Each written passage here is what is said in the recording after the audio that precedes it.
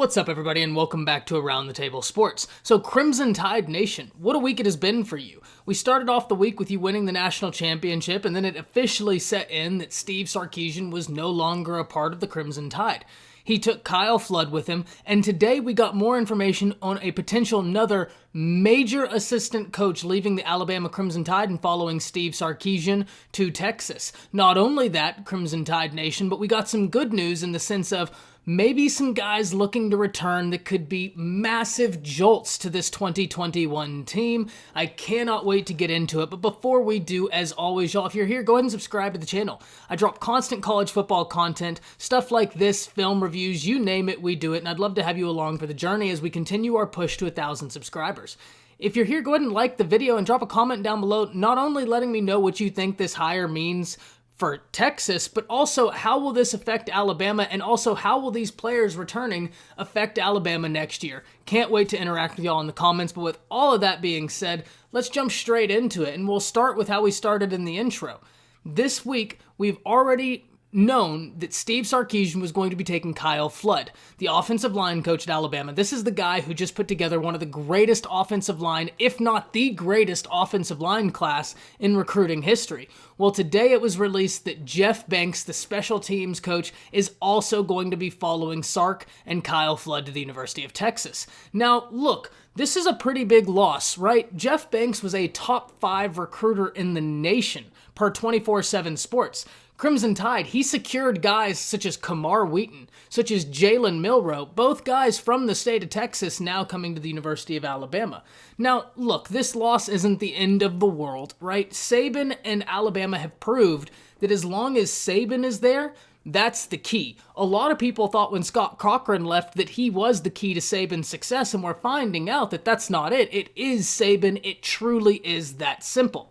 So, look, it's going to be incredibly interesting to see what and who the University of Alabama looks to hire in this offseason. There are reports about Bill O'Brien, and I think a lot of us Crimson Tide fans probably have mixed emotions about that. Bill O'Brien was phenomenal when he was a college coach, but the only thing I worry about with Bill O'Brien is not the optics of fans, because that doesn't really matter. It's the optics of recruits.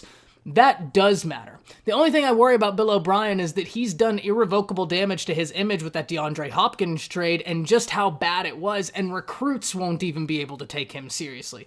I hope I'm wrong there, because the man was a hell of a coach in college, but that's my only fear with Bill O'Brien. Now, look, if Nick thought that was going to be an issue, Nick wouldn't be hiring him, so I'm going to trust Nick Saban much more than I'm going to trust an innate fear of mine. But let's move on, because the Tide got some really good news today too. Along with the bad news about Jeff Allen moving on, and like I said, I don't expect for this to kill Alabama. It'll be business as usual for the Crimson Tide. As long as they have GOAT Saban, things will continue to just flow for them. But they did get a massive, and I mean massive, boost with players returning next year. So let's go through this list. We know right now that these guys are coming back for the 2021 season. Chris Allen, Josh Jobs, Brian Robinson, Badarian Mathis, Daniel Wright have all announced they're returning, right? Kellyan Robinson, who opted out of this past season, has also announced that he will also be returning to Tuscaloosa. Let's go through this. So I think the one name on this list that is actually incredibly surprising to me is Chris Allen. Chris Allen put together a ton of good film at the back half of this year. The only thing I can think is that he got a high third to lower second round grade, and that the coaching staff told him, look, with the film you put out in this back half, you could easily hit that first round grade if you continued the success. Part of the reason I'm also surprised about that is the depth behind Allen. There's Drew Sanders, Braswell, who's there, Dallas Turner coming in this next class, all guys looking to make an impact. And look, Will Anderson's not going anywhere. Will Anderson, his job is sealed for next year. That guy might be the best pass rusher in the nation next year. Mark my words. We'll be making a video dissecting how he finished the year, because we made a video dissecting his first game that went really well. We're going to be making a video updating him. So where do I think this list gets interesting outside of Chris Allen is a guy like Josh Jobe. Josh Jobe probably got like Chris Allen, lower second round to upper third round grade, but Jobe is a guy who's put out both good and bad film this year. right? It's not like Allen, who had kind of neutral film up until he hit his stride and then started putting out incredible film. Jobe has been beat, but Jobe has also been a really dominant force for this Tide secondary. I don't think people really realize the importance that this Alabama team puts on Josh Jobe. They ask him to do a lot of blitzing because of the physicality he brings. It's actually a guy I'm super excited is returning because I think he's going to make a big impact next year. Brian Robinson, to me, makes absolute sense. This is a guy who has all the ability in the world at running back, who just never got his opportunity because he had guys like Josh Jacobs, Damian Harris, Najee Harris, all in front of him. But now Brian Robinson, being the eldest in the room, absolutely will have guys taking carries away from him, but he looks to be the workhorse back this year.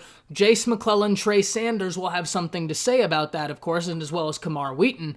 But I'm not surprised by the return of Brian Robinson, and I don't think anybody who saw this was, because we all know that he can drastically improve his draft stock just by getting the opportunity this year, so I'm actually very excited for Brian Robinson in that regard. The last two, Phidarian Mathis and Daniel Wright. Phidarian Mathis makes sense to me because Christian Barmore boomed this year, right? Barmore boomed hard towards the end of the year, and he's the one who's going to be ascending up draft boards. That one, Mathis wants that to be him, and he's got the ability for that to happen, and I think that he's actually going to benefit greatly from coming back to Tuscaloosa next year and improving, getting another year of experience up under him. I think he's going to be a guy that really, really benefits from returning. The last guy, Daniel Wright, was a little bit intriguing for me because I think he's actually going to maybe have to battle for his spot. There's a lot of young guys in the secondary who are very, very good, and Daniel Wright is a very good player in his own regard, but they also did look to other people midway through the season, and it wasn't because Daniel Wright got injured, it's because he had an inconsistent season. Daniel Wright has highs and Daniel Wright has lows, much like everybody, but they seem more prevalent with Daniel Wright. Now, that being said, he is a guy that if he can get it clicking, will massively improve how much money he's able to make coming into the next year's draft as opposed to this one. So before we end out the video, there are other names who I don't think have said much from yet. There's some buzz around Dylan Moses. A lot of people are hoping he's returning, but I think that that's incredibly unlikely. I think that he's probably somebody that is going to enter the draft, even though I think he could probably benefit more from coming back. Look, it's rare, guys, that a guy has the type of season Najee Harris does, right? That's not the norm. Najee made himself a lot, and I repeat, a lot of money by coming back this year, maybe more so than any player in the nation. I mean, he was looking to be a third-round grade, not because he's a third-round talent, it's just simply because the market of running back and how NFL execs look at them, which makes sense, but at the same time doesn't, but that's an argument for a different day.